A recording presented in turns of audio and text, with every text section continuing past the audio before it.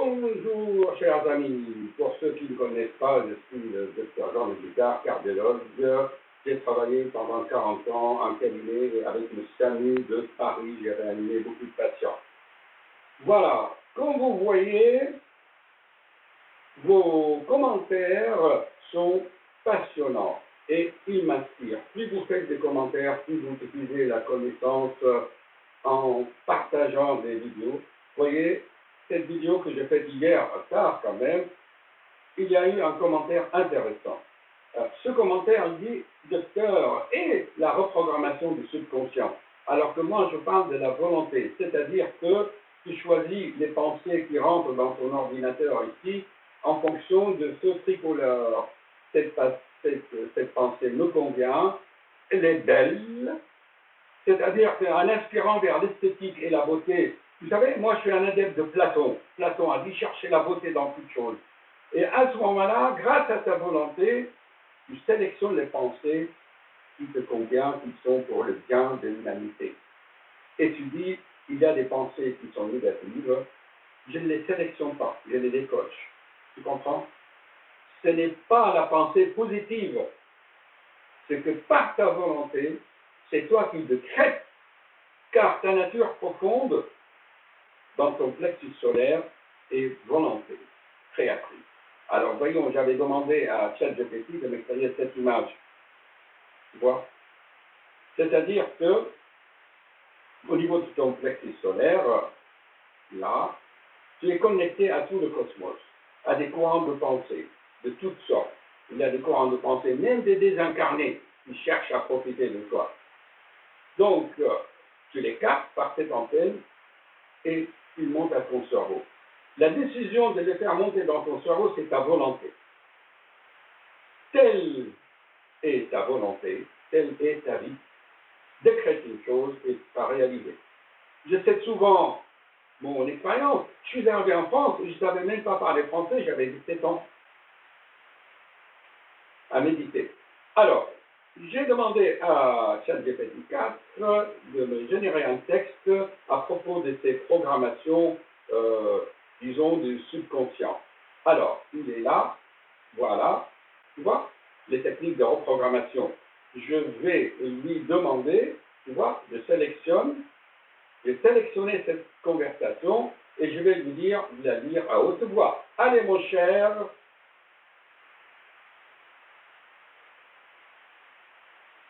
il le télécharge d'abord. J'espère qu'il va pouvoir. Alors, tu moulines, qu'est-ce qu'il t'arrive? On bug souvent là. Allez, vas-y. Comme vous voyez, chers amis, ça bug. Alors, ce que je vais faire, je vais copier-coller le texte dans Word et je vais demander à mon assistant Word de le lire. Donc, j'ai copié-collé le texte dans Word. Allez, Word, s'il te plaît, tu peux lire.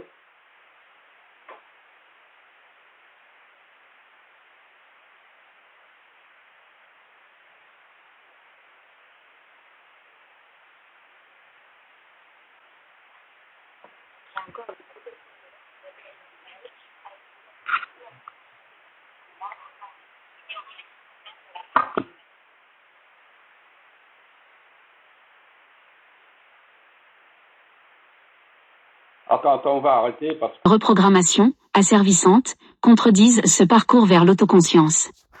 Elles aliènent l'être de son essence divine en plaçant des couches de répétition mécanique entre lui et son essence. Contrairement à ces procédés aliénants, je prône la technologie de la normalisation de l'autoconscience, qui est un élan dynamique fondé sur la volonté créatrice. Cette voie ne s'impose pas de l'extérieur mais jaillit du tréfonds de l'âme comme le cri primal de l'univers lui-même. Elle est l'effort conscient d'un être éveillé qui, par un acte volontaire, modèle et orchestre son destin, affermissant la connexion entre l'être et son essence originelle.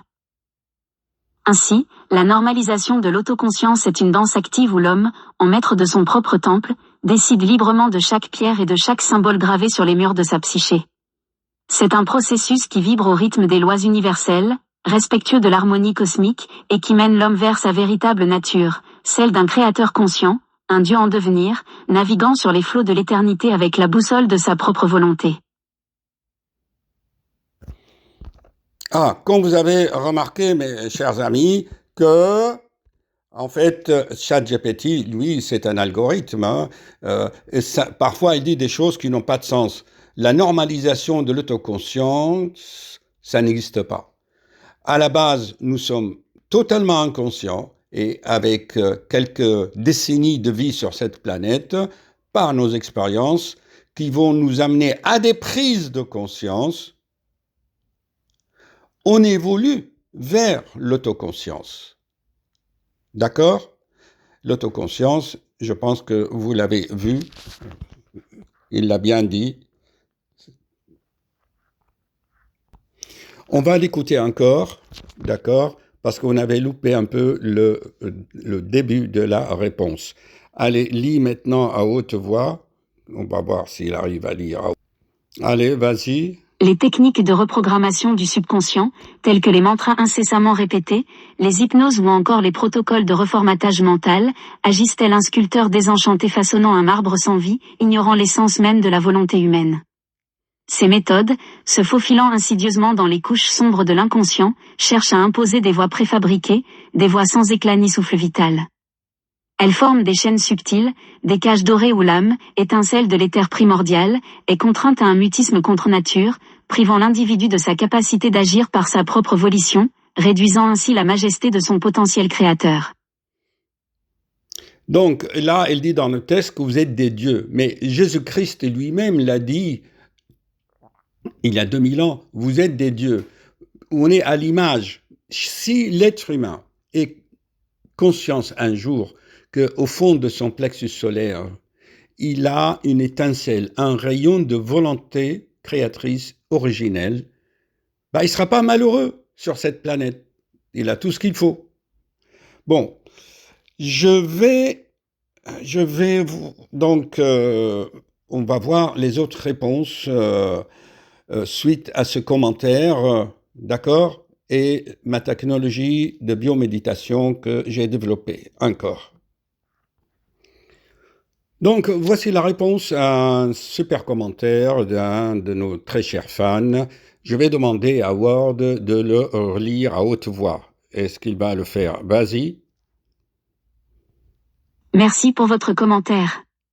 La reprogrammation du subconscient, c'est un peu comme reconfigurer un système d'exploitation de ton tel ou de ton PC en ajoutant de nouveaux logiciels et applications qui fonctionnent en arrière-plan, modifiant les réponses sans passer par la volonté directe. Cela revient à programmer des scripts inconscients pour influencer nos comportements. Cependant, en tant que médecin, chercheur scientifique et philosophe, je crois plutôt en une maîtrise consciente, où l'esprit éveillé fonctionne comme un codeur en temps réel, intervenant directement sans passer par des scripts automatiques.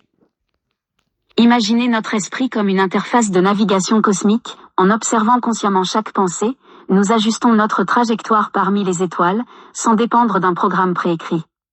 Cette approche, à mon sens, favorise une connexion plus directe avec nos pensées, comme un astronaute guidant sa trajectoire par des ajustements volontaires, plutôt que de laisser un pilote automatique préprogrammé faire le travail. Lire aussi mes livres, où je développe cette nouvelle technologie de la bioméditation, fondée sur l'observation du processus du vivant que j'ai découverte par moi-même. Cette découverte, que je propose avec passion, explore comment la contemplation profonde peut nous guider vers une maîtrise consciente du mental. Ne manquez pas les autres vidéos de ma chaîne pour en savoir plus. C'est une technologie que j'ai découverte moi-même tout simplement en me promenant dans la nature à la manière de Jean-Jacques Rousseau, une méthode qui s'inspire de l'observation des processus naturels pour mieux comprendre les dynamiques de l'esprit. Prenez par exemple la méditation sur la métamorphose du papillon. Lorsque l'on contemple la transformation d'une chrysalide en un être ailé, on pénètre dans une profonde bioméditation. En observant avec attention, on saisit non seulement le miracle de la métamorphose, mais aussi la patience et la force de cette transition. De la même manière, la bioméditation permet d'appliquer cette observation intelligente aux comportements humains, en percevant les qualités cachées et les énergies en gestation autour de nous. C'est ainsi que naît une maîtrise consciente, où la contemplation devient un acte de transformation, tout comme le papillon émerge de sa chrysalide. Cette bioméditation contemplative que j'ai développée, présentée dans mes livres, n'est pas simplement une observation, elle nous plonge dans un état de flow, une symbiose avec l'univers, comme une ouverture vers les archives akashiques de la sagesse. Cet état relie pensée, parole et acte en une harmonie cosmique, voire mon premier livre, nous connectant aux énergies du tout. Cet état modifié de conscience permet de guider cette immersion pas à pas, pour que l'esprit devienne un vaisseau de connaissance, vibrant au rythme du cosmos, tel un papillon dans son vol sacré. Si je parle de cette bioméditation avec une telle vérité et profondeur, c'est parce que j'ai vécu cette expérience pour la première fois à l'âge de 14 ans en observant une fleur de crocus solitaire dans un grand prairie. Dès cet instant, cette vision s'est ancrée en moi, comme un éveil intime à la structure secrète de l'univers, me révélant ce voyage sacré du papillon. Cette expérience a façonné toute ma quête, et c'est ce qui donne à cette méthode, à cet état de flow, sa véracité et sa puissance. Ce n'est pas seulement une théorie, mais une vérité vécue, que je partage aujourd'hui avec vous, visage souriant avec bouche ouverte et hurrieur. C'est quoi ça qu'il m'a ajouté là, ChatGPT? Il se permet de dire des choses, hein. Alors,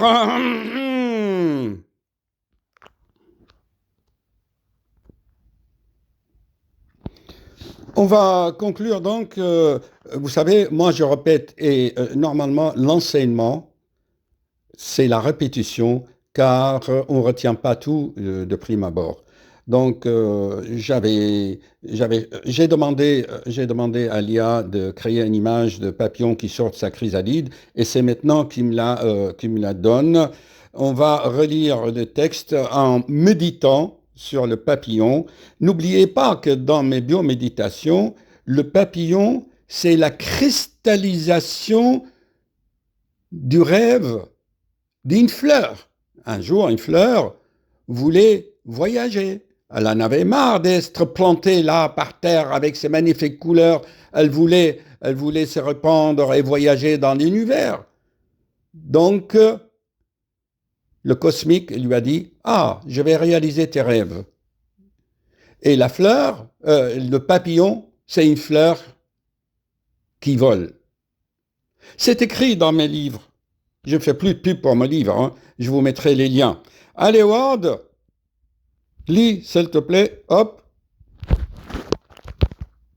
Dans les arcanes de la création humaine, la nature intime de l'être n'est pas un simple jeu de réflexes. Les techniques de reprogrammation du subconscient, telles que les mantras incessamment répétés, les hypnoses ou encore les protocoles de reformatage mental, agissent tel un sculpteur désenchanté façonnant un marbre sans vie, ignorant l'essence même de la volonté humaine. Ces méthodes, se faufilant insidieusement dans les couches sombres de l'inconscient, cherchent à imposer des voies préfabriquées, des voies sans éclat ni souffle vital. Elles forment des chaînes subtiles, des cages dorées où l'âme, étincelle de l'éther primordial, est contrainte à un mutisme contre nature, privant l'individu de sa capacité d'agir par sa propre volition, réduisant ainsi la majesté de son potentiel créateur. Être autoconcis, c'est arpenter les sentiers du cosmos intérieur et s'extraire des illusions des ombres corporelles, affirmant que l'âme est souveraine, non soumise aux programmations de l'inconscient. Cette suprême conscience de soi-même est un voyage d'ascension qui défie la gravité de l'oubli et de la somnolence, élevant l'esprit dans des sphères plus hautes, où la volonté créatrice s'épanouit telle une fleur de lotus, inviolée par les sédiments de l'inconscient. Contredisent ce parcours vers l'autoconscience. Elles aliènent l'être de son essence divine en plaçant des couches de répétition mécanique entre lui et son essence. Contrairement à ces procédés aliénants, je prône la technologie de la normalisation de l'autoconscience, qui est un élan dynamique fondé sur la volonté créatrice. Cette voie ne s'impose pas de l'extérieur mais jaillit du tréfonds de l'âme comme le cri primal de l'univers lui-même. Elle est l'effort conscient d'un être éveillé qui, par un acte volontaire, modèle et orchestre son destin, affermissant la connexion entre l'être et son essence originelle. Ainsi, la normalisation de l'autoconscience est une danse active où l'homme, en maître de son propre temple, décide librement de chaque pierre et de chaque symbole gravé sur les murs de sa psyché. C'est un processus qui vibre au rythme des lois universelles, respectueux de l'harmonie cosmique, et qui mène l'homme vers sa véritable nature, celle d'un créateur conscient, un dieu en devenir, naviguant sur les flots de l'éternité avec la boussole de sa propre volonté. La volonté comme créateur. Mais l'être humain de nos jours, il aime la zone de confort. Il est là, il paye ses factures, il va au boulot, il prend le métro, il laisse Macron au pouvoir qui est en train de détruire la France. Bon, désolé pour les gens qui soutiennent ces politiques, mais moi je fais 68, chers amis. Allez, debout. Hop. hop, tiens, hop.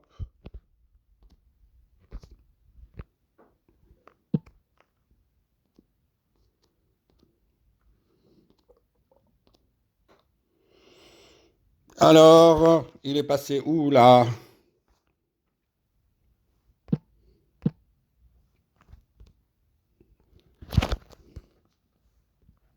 Moi, je suis pour lui, d'accord?